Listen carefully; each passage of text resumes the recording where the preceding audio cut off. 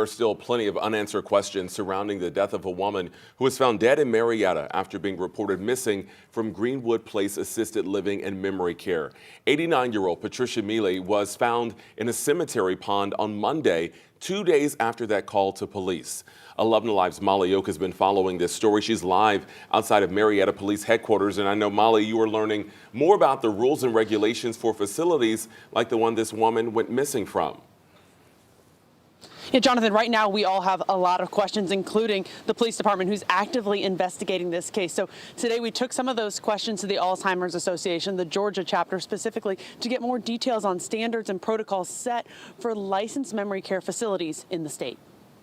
11 Alive learned from Marietta Police. According to Patricia Miele's family, she was a memory care resident at Greenwood Place Assisted Living and Memory Care in Marietta. Your memory care residents are typically the ones that have more behavioral episodes that come with a lot of agitation or paranoia that can lead to a lot of wandering and elopement.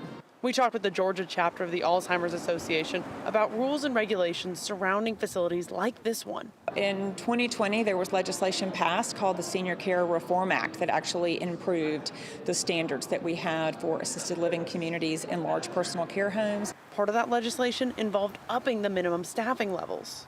And so for the certified memory care units, they're required to have 2 staff, direct care workers at all times, and then there's a ratio, and all this is based on kind of the size of the facilities. She says this is key because memory care residents often don't have normal sleeping hours. That's why it's really important to have more than one person in the wing at all times, because if you're in taking care of someone in a room, if you don't have that other individual on the hall, then you can miss that someone might come out of their room or may wandering, at midnight or 1 in the morning, because again, they don't typically have normal sleeping hours like other residents that are in long-term services and supports facilities do.